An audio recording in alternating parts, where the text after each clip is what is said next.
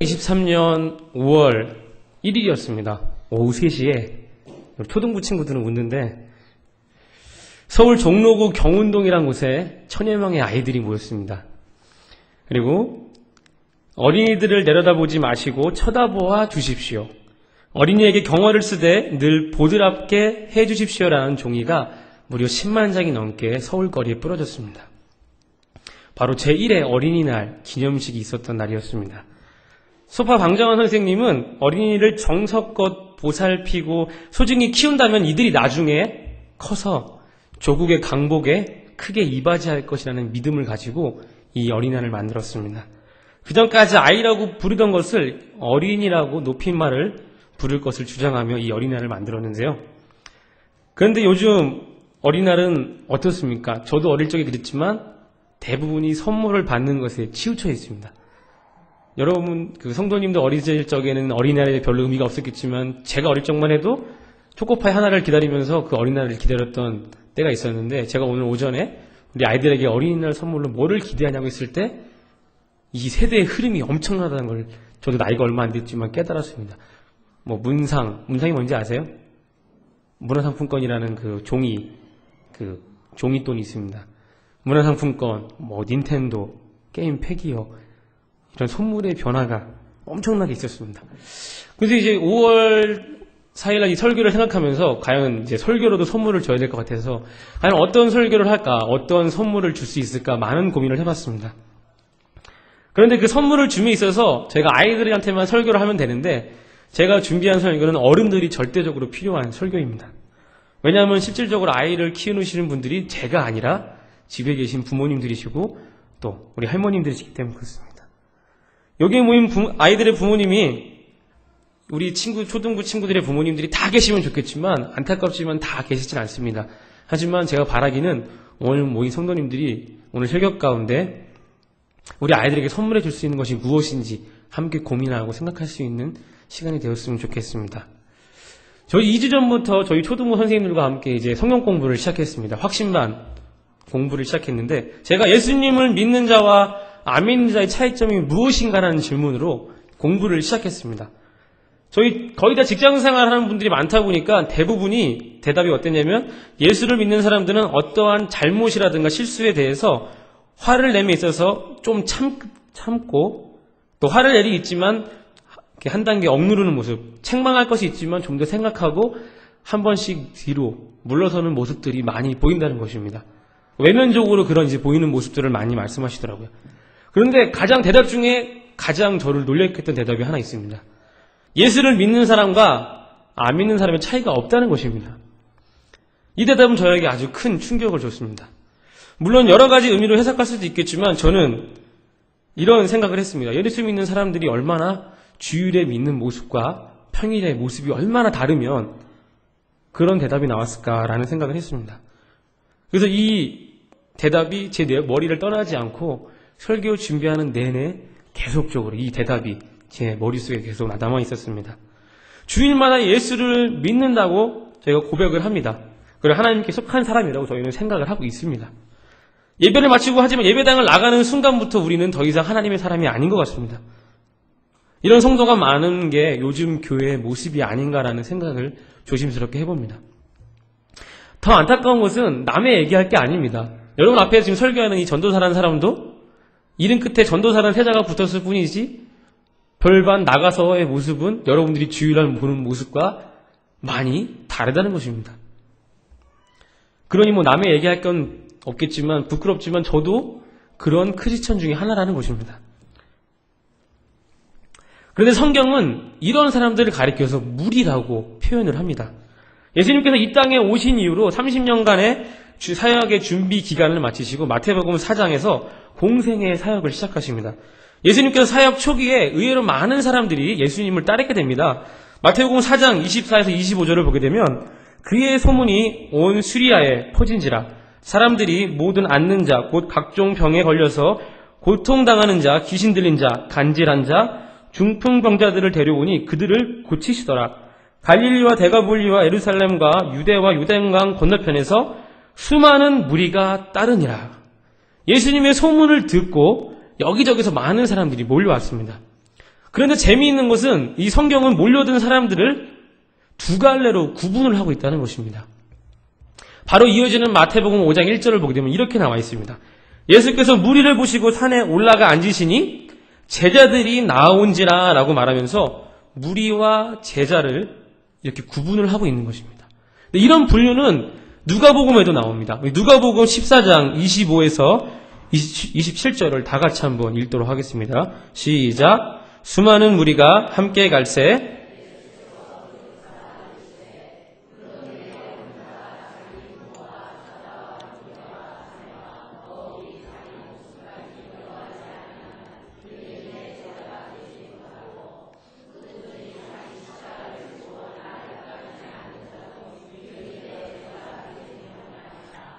성경은 이렇게 주님을 따르는 군중을 무리와 제자로 구분을 하고 있습니다. 이 분류법에 따르면 오늘 이 예배에 나오신 분들도 이 두 분류로 나눠질 수가 있습니다. 한 부류는 무리요, 한 부류는 제자라는 것입니다. 그렇다면 무엇을 가지고 이 무리와 제자를 구분하느냐? 방금 읽은 누가복음 14장의 분류법에 따르면 무리와 제자를 구분하는 기준이 대가의 지불이 있는가 없는가입니다. 수많은 무리 가운데 자신이 가장 아끼는 것, 목숨처럼 아끼는 사람들이라든가 물건들까지도 포기하고 이것들을 대가로 지불할 마음의 준비가 된 사람을 성경은 제자라고 하고 그것을 못하는 사람을 성경은 무리라고 표현을 하고 있습니다. 저는 오늘 예배드려 오신 분들에게 조심스럽게 묻고 싶습니다. 여러분들은 어디에 속해 계십니까? 무리에 속하십니까? 아니면 제자에 속하여 계십니까? 무리의 특징은 어떤 희생과 대가도 지불하고 싶어하는 마음이 전혀 없습니다. 예수님과 함께 있으면서 병고침도 받고 어제는 떡도 얻어먹으면서 그럴 땐 예수님 옆에 잘 붙어 있습니다. 근데 뭔가 하고자만 하면 부담 주는 말만 나오면 무리들은 그냥 슬그머니 빠져나갑니다. 이런 무리들 때문에 믿는 사람과 안 믿는 사람의 차이가 없어 보이는 게 아닐까라는 생각이 듭니다. 여러분은 어디에 속하십니까? 본인 생각에 난 무리인데 라는 생각을 갖더라도 조금도 부담 갖지 마시기 바랍니다. 일단 여러분들이 교회에 나오신 것 자체는 일단 잘하신 것입니다. 교회가 무리와 제자를 구분해서 앉히지 않지 않습니까? 중요한 것은 내가 무리로 시작했을지라도 시간이 지나면서 점점 하나님의 은혜를 경험하고 마음속에 그 심령의 변화가 되면 저절로 무리에서 제자로의 자리로 옮겨가는 것을 믿으시기 바랍니다. 그런데 여러분, 무리로 있는 분이나 제자로 있는 분이나 심지어는 불신자나 상관없이 이구동성으로 하는 말이 있습니다. 바로 교회가 병들었다고 하는 것입니다. 교회가 이러면 안 된다라고 많은 사람들이 지금 이야기를 합니다. 왜 교회가 병들어 있을까요? 많은 진단이 있지만 간단하게 말씀드릴 수 있습니다. 그건 교회에 무리가 많기 때문에 그렇습니다. 교회가 병든 이유는 딱 하나입니다. 대부분이 무리이기 때문에 그렇습니다. 자기 삶에 대해서 변화도 없고 거룩하지도 않고 탐욕적이고 무리의 특징은 자기 중심적인 신앙생활을 한다는 겁니다. 내가 이 땅에 잘 먹고 잘 살기 위해서 예수님 까짓 거 십자가 한번 더 지세요. 내 행복, 내 유익을 위해서라면 예수님이 한 번 더 십자가 지시는 일도 이 무리들은 개의치 않습니다. 예수님이 조롱을 당하는 일도 이 무리들은 개의치 않습니다. 내가 어떻게 이걸 읽었는데 우리가 크게 착각하는 것이 또 하나 있습니다. 내가 직분을 맡으면 무리에서 제자로 옮겨간다는 착각을 합니다. 그걸 어떻게 압니까? 저를 보면 더 유심히 잘 알 수 있습니다. 제가 설교를 준비했기 때문에 제 모습을 더 유심히 볼 수가 있습니다. 아까 말씀드렸듯이 수식어 세자 때문에 저는 되게 거룩해 보입니다. 지금도 설교를 하면서 저를 바라보시는 눈빛은 뭔가 있겠다라는 그런 신비한 눈빛을 보고 계시는 분도 있는데 별로 그런 것이 없습니다. 제가 초등부 성경 공부할 때도 얘기하지만 저는 단지 제 이름 뒤에 전도사라는 이름이 세자 붙은 것 뿐입니다. 여러분들과 별반 다른 게 없는 똑같은 사람인 것입니다. 여러분 생각에 내가 직분이 있지만 나는 무리인 것 같다는 생각이 들면 하나님 앞에 우리는 더 나아가야 합니다. 비록 내가 부족할지라도 무리일지라도 제자가 되기에 노력하면 그것은 되는 것입니다. 오늘 예수님이 청년에게 바라시는 것이 바로 그것입니다. 오늘 등장하는 청년은 아주 재물이 많은 사람입니다. 누가복음 18장 18절을 보면 이 청년을 어떤 관리라고 표현을 합니다. 이 젊은 사람이 관리까지 되어 있는 사람입니다. 이 청년은 돈만 많은 게 아니라 세상적으로도 지위가 아주 높은 부류에 속하는 사람입니다. 어느 누가 봐도 이 사람은 성공한 사람입니다. 본문 20절에서 알 수 있듯이 이 청년은 도덕적으로도 흠이 없는 자입니다. 그런데 그는 마음속에 뭔가 해결되지 않는 한 가지 문제점을 가지고 있었습니다. 그건 바로 영생에 관한 것이죠. 돈이 많고 지위가 높고 아무리 도덕적으로 완전하더라도 그 마음 가운데 영생에 대해서 해결되지 않은 문제를 그는 가지고 있었습니다. 그래서 그는 그 문제를 풀어보고자 마가복음에 따르면 그는 예수님께 달려와서 꿇어 엎드려서 영생에 대해서 묻고 있습니다.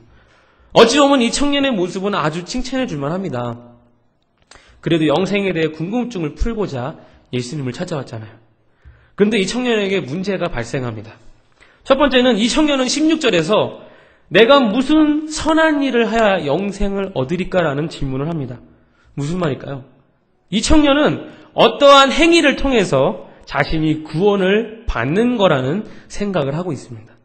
마치 우리가 예배만 잘 드리면, 주일날 헌금만 잘하면 된다는 것처럼 이 청년은 자신의 깨끗한 행실과 공로로 구원받는다는 생각을 하고 있었습니다. 우리의 친절한 예수님께서 그의 물음에 17절에서 어찌하여 선한 일을 내게 묻느냐? 인간의 행위로는 구원받지 못하니까 너는 계명을 지켜라 라고 말씀을 해주십니다. 어쩌면 이 대답은 청년이 듣고 싶은 답이었던 것 같습니다. 예수님께서 10계명 중에 5에서 10번째 계명을 지키라고 말하기가 무섭게 이 청년은 저는 잘 지키고 있어요 예수님이라고 반문을 합니다. 청년은 하나님이 명하신 계명을 다 지켰다고 생각을 하고 있습니다. 그러면 예수님이 청년이 계명을 잘 지키는 걸 몰라서 그 계명을 지키라고 말씀하신 걸까요? 예수님께서 내가 지금 계명을 지키지 못하고 있다는 전제하에서 예수님은 지금 이 말씀을 하고 계신 겁니다. 우리가 성경을 글로 읽으니까 어감이 잘 안 살지 않습니까? 예수님이 이걸 말로 표현하면 이렇습니다. 우리 이렇게 이런 말, 옛날에 이영애가 이렇게 말했잖아요. 너나 잘하세요. 그 말투로 계명이나 잘 지키세요. 이건데 눈치 없이 이 청년은 잘 지키는데요? 라고 말을 하고 있는 겁니다. 그러면 청년은 계명을 잘 지킨다고 생각을 하고 있는데 왜 예수님은 아니라고 생각을 하고 있었을까요? 누가복음 10장 25절을 보면 어떤 율법교사가 부자 청년과 똑같은 질문을 던집니다. 그러자 예수님은 26절에서 율법에 무엇이라 기록되어 있으며 내가 어떻게 읽느냐라고 대묻습니다. 이 율법교사의 대답이 27절인데 우리 다 같이 한번 읽도록 하겠습니다. 시작.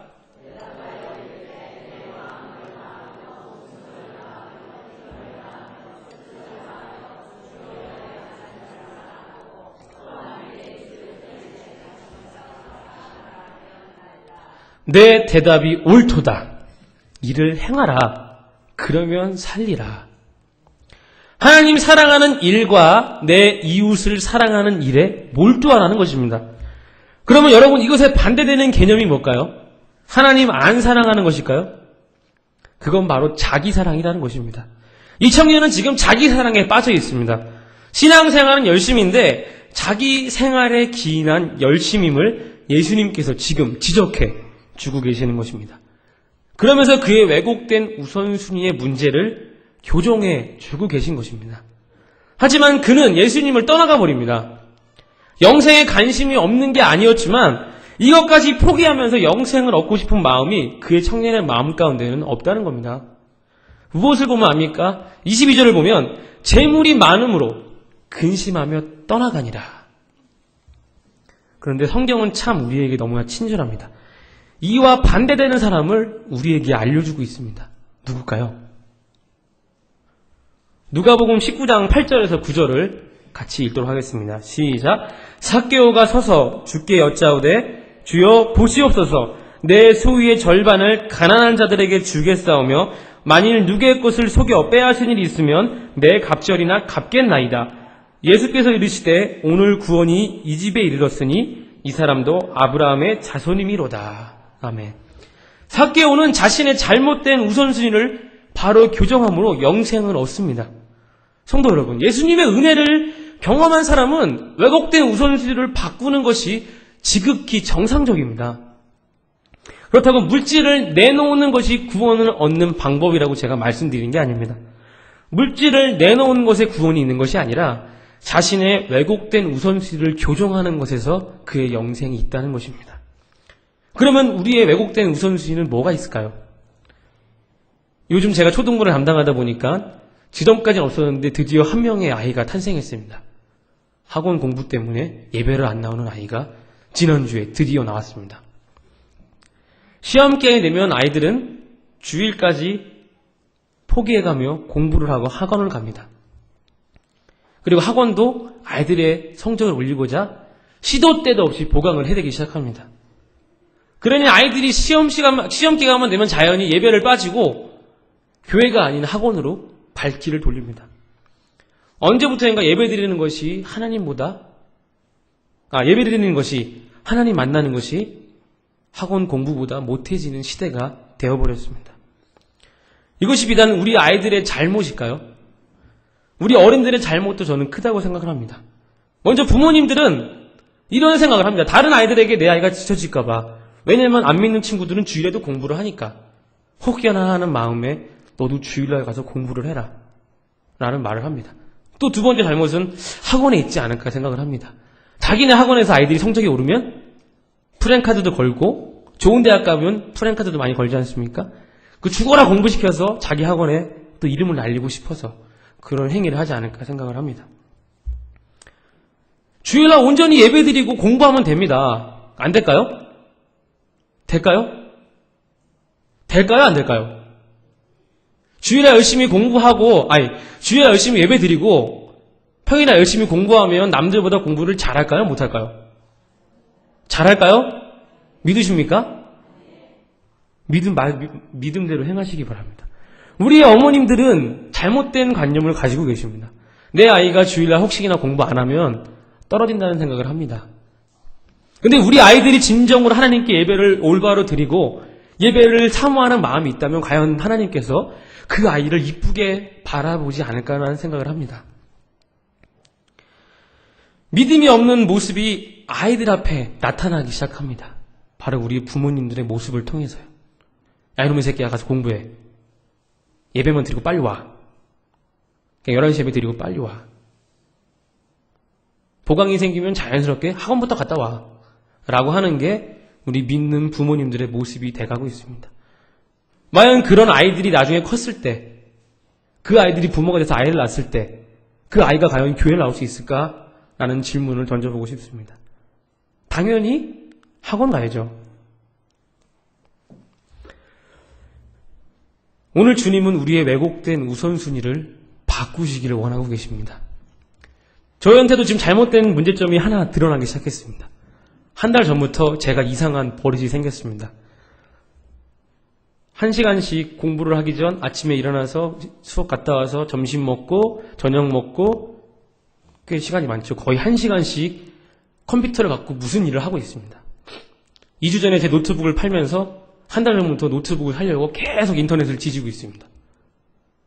근데 그냥 사면 되는데 어떻게든 한번 좋은 거 사고 싼 거 사보려다 보니까 아침에 이제 수업 갔다 와서 점심 먹고서 이제 소화시킨다는 전제하에 1시간씩 인터넷을 합니다. 그래서 좋은 물건이 없을까 찾다 보니까 1시간이 훌떡 지나갑니다. 저녁 먹고 나서 또 소화시킨다는 명목하에 또 인터넷을 합니다. 공부하다 말고 컴퓨터를 뒤적이기 시작합니다. 이런 게 지금 한 달째 계속되고 있습니다. 하나님이 과연 이런 모습을 기뻐하실까? 물론 제 작은 허물 중에 하나지만 제가 고백하는 게 그렇습니다. 전도사라는 사람도 이런 삶을 살고 있거든요. 쓸데없이 인터넷 뒤지면서 뭐 좋은 거 하나 없을까 뒤적거리면서 하나님을 경외하는 일보다 세상적인 일에 관심을 두는 게 우리의 모습이라는 생각이 듭니다. 부자 청년의 또 다른 문제가 22절에 나타납니다. 아까 말씀드렸듯이 그는 근심하며 예수님을 떠나갑니다. 이게 더 큰 문제가 아닐까 생각합니다. 저는 이것을 순종의 문제로 생각을 해보고 싶습니다. 여러분, 순종이 뭘까요? 그냥 예수님 따라가는 게 순종일까요? 내가 하고 싶은 것이 있는데 그것을 하지 않는 것이 순종이고, 내가 하기 싫은 것이 있는데 그걸 하는 것이 순종이 아닐까 생각을 합니다. 영생을 묻는 비결은 그의 물질을 팔아서 나누어 주라는 겁니다. 하지만 이 청년은 예수님보다 물질을 더 사랑했습니다. 예수께서 이 청년에게 10계명을 알려주실 때 왜 10계명 전체인 10가지의 계명을 준 게 아니라 5부터 10가지의 계명을 주셨을까요? 1부터 4의 계명은 중요하지 않기 때문에 주신 걸까요? 주님은 1부터 4까지의 계명을 지키는 사람이라면 그 다음 계명은 정상적으로 따라와야 한다는 것을 지금 말씀해 주고 있는 겁니다. 1에서 4까지의 문제만 집중되어 있는 것이 그 청년의 문제라는 것이죠. 그래서 이웃 사랑의 실천적인 계명을 이 청년에게 주고 계신 겁니다. 여러분, 그 지난 4월 지지난주 신문이었던가요? 고위공직자의 재산이 공개가 됐습니다. 대통령실 고위공직자, 총리, 장관들의 이름이 일면을 쫙 장식했습니다. 다 보셨죠? 일면에 실린 고위공직자의 수가 33명이었습니다. 뒷면에는 이제 수많은 사람들의 이름이 있었고요. 제가 이제 심심해서 한번 조사를 해봤습니다. 과연 이 중에 기독교인이 몇 명이나 있을까? 되게 어렵더라고요. 이 사람의 신상 정보를 쳐도 종교는 나오지 않더라고요. 8명을 제가 조사를 못하고 25명의 사람의 종교를 제가 드디어 30분 만에 찾아내서 그 사람들의 종교를 찾아냈습니다. 근데 이 중에 몇 명이 기독교인인지 아세요? 15명이나 기독교인입니다. 25명 중에 15명이 기독교인이니까 무려 60%가 기독교인인 거죠. 우리나라 기독교 인구가 20%인 거에 비하면 고위공직자의 인구가 엄청나게 많은 걸 알 수 있습니다. 그런데 한 가지 놀라운 것은 그들의 재산의 정도였습니다. 이들은 재산은 일반 서민들이 보기에는 조금은 좀 많아 보였습니다. 요즘 억이라는 돈의 단위가 너무 하찮다 보니까 어쩌면 그 신문에 실린 돈의 액수가 커 보이지 않을 수 있겠지만 아무래도 제가 보기엔 또 그 재산은 너무나 좀 많아 보였습니다. 더 안타까운 것은 뭐냐면 그들의 재산 중에 80%가 부동산이라는 것입니다. 제가 잘 몰라서 그러는데 왜 이렇게 많은 사람들이 땅을 살까요? 우리나라 사람들은 땅을 정말 이렇게 좋아하는 것 같습니다.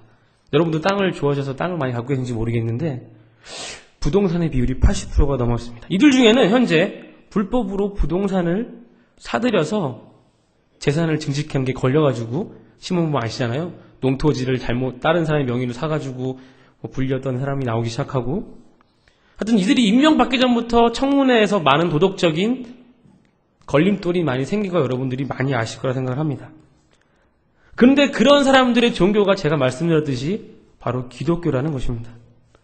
사실 제가 이 정보를 검색하면서 많은 마음의 부담감이 있었습니다.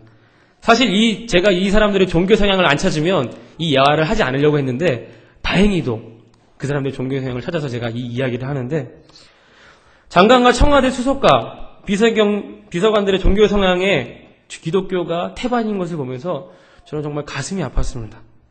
교회를 다닌다고 하면서 우리처럼 주일에 예배당에 앉아서 그들은 예배를 드립니다. 근데 그들이 재산을 불린 방법은 투자가 아닌 투기를 통해서 그들의 재산을 증식했습니다. 제가 너무 정의로운 생각을 하고 있는 건 아니겠죠?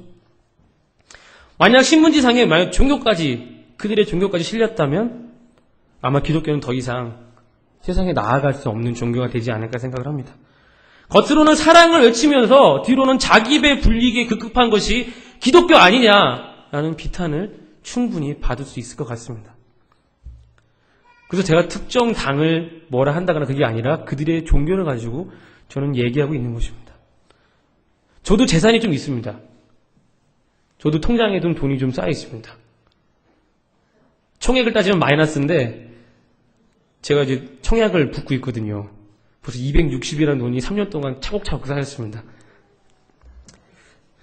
만약 예수님이 저보고 그 통장 내놓으라 그러면 저 못 내놓을 것 같습니다. 내가 어떻게 모은 건데 제가 장장 3년 동안 모은 게 260입니다. 이거 어떻게 내놓습니까? 아까워서 저 못 내놓을 것 같습니다. 솔직히 초등부 아이들도 와 있지만 솔직하게 말씀드립니다. 저 못 내놓을 것 같습니다. 아까워서. 그냥 어떻게 그냥 불러들은 돈이라면 내놓겠는데 내가 어떻게 일군 건데, 아까 말씀드렸죠? 내가 어떻게 일군 재산인데 그거를 한 번에 헌납을 합니까? 한 10개월 할부 정도로 해서 아니면 12개월 할부로 이렇게 드리면 몰라도 한 번에 일시불 하시라면 저는 못합니다라는 마음이 솔직히 듭니다. 사실 우리 아이들에게 되게 미안합니다. 이런 전도사를 만난 게 정말 미안하고 좀 더 좋은 사역자를 만나서 좀 더 이렇게 좋게 양육을 받아야 되는데 방금 제가 말씀드린 것처럼 저는 이 정도밖에 안 되는 사역자입니다. 신앙을 전공하지 못해서 신학적인 지식을, 신학적인 체계를 아이들에게 주지 못하고 있는 게 정말 저는 가슴이 아픕니다. 아이들이랑 놀기 좋아하고요. 지난주는 한 아이를 울렸습니다. 신발 갖고 장난치다가 그 신발이 저 위에 올라갔습니다. 그 아이가 막 울더라고요. 제가 어찌할 줄 몰라서 다시 꺼내줬는데 이런 전도사입니다. 근데 아이들이 되게 미안해요. 좀 더 이렇게 홀리하고 성스럽고 신학도 배워가지고 좀 지식도 많아가지고 아이들에게 올바른 지식도 전해주고 그러면 좋은데 아이들에게 참 미안한 마음으로 항상 사역을 합니다. 오늘 말씀드렸듯이 이 청년의 문제는 저도 그렇지만 하나님보다 물질을 더 사랑하는 것에 그 문제가 있었습니다. 그러나 더 큰 문제는 이 청년은 예수님을 떠나갔다는 겁니다. 사단이 노리는 것이 바로 이것입니다. 우리를 예수님으로부터 떠나게 하는 것. 사단의 목표는 죄를 짓게 하는 게 목표가 아니라 우리가 죄를 질문 후 예수님을 떠나게 하는 것. 그것이 바로 사단의 한 가지 유일한 목적인 것입니다.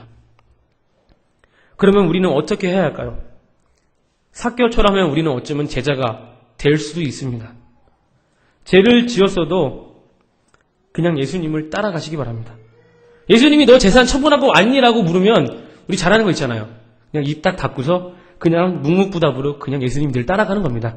계속 물어봐도 그냥 모른 척하면서 그냥 열심히 일하시고 열심히 사역하면 됩니다.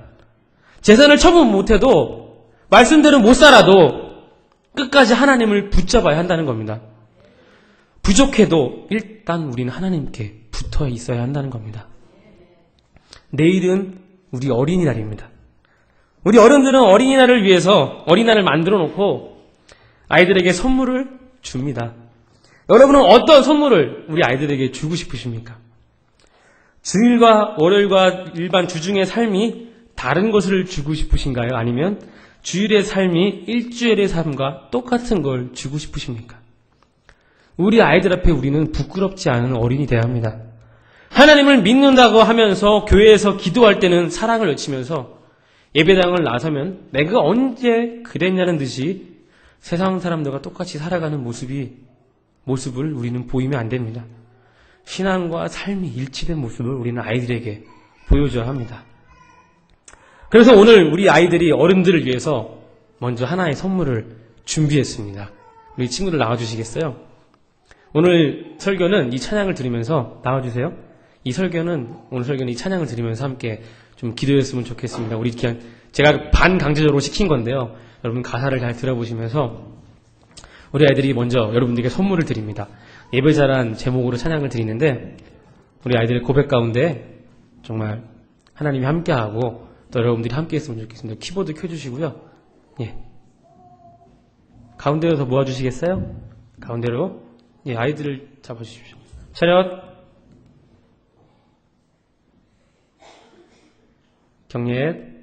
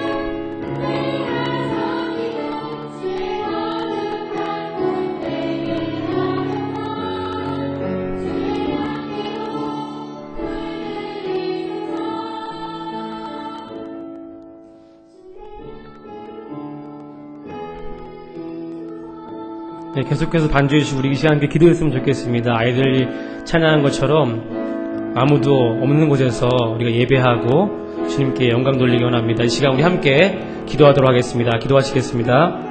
하나님 감사합니다. 주님 가운데 함께 하시고 인도하여 주시옵소서. 우리가 주님을 바라보고 주님만 찬양하며 나아가게 합니다. 우리 아이들의 고백처럼 우리가 아무도 보지 않는 곳에서도 주님만을 바라보고 주님만 찬양할 수 있도록 인도하시고 돌보아 주시옵소서. 우리 너무 연약하고 부족합니다. 하나님, 우리의 힘으로 할 수 없습니다. 하나님께서 인도해 주시고 돌보아 주시옵소서. 우리의 평일의 삶 가운데 주님께서 역사해 주시기 원합니다. 우리의 주중의 삶 가운데 주님께서 영광 받아 주시기 원합니다. 우리의 부족함을 아시는 주님, 우리의 삶을 붙잡아 주시고 내가 어른으로서 우리 아이들에게 모범을 보이기 원합니다. 예배 가운데 모범을 보이기 원합니다. 예배 시간 가운데 하나님 내가 온전히 예배드리는 그 모습을 통하여서 내가 우리 아이들에게 본을 보일 수 있게 도와주시고 또한 그런 모습이 주중에도 똑같이 이어질 수 있도록 우리의 한 사람 한 사람을 주님 인도하여 주시옵소서.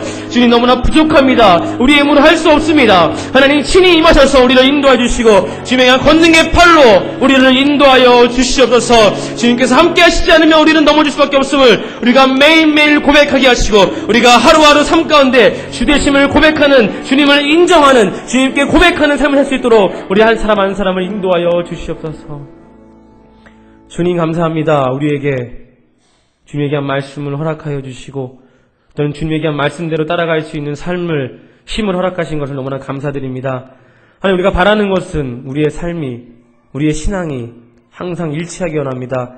우리 아이들이 보는 가운데 나의 모습이 부끄럽지 않기 원합니다. 우리 부모님들의 모습이 부끄럽지 않기 원합니다. 우리가 그런 신앙을 물려줄 수 있는 그런 부모님들 되게 하여 주시옵소서. 또한 우리 아이들이 우리 부모님들 잘못된 신앙을 배우지 않기 원합니다. 기독교라는 미명 안에 잘못됐던 것들을 배우지 않기 원합니다. 올바른 것만을 알게 하시고 잘못된 것은 배척하고 좋은 것을 배워서 그것을 실천할 수 있는 우리의 미래가 되게 하여 주시옵소서. 예수님의 이름으로 기도합니다. 아멘.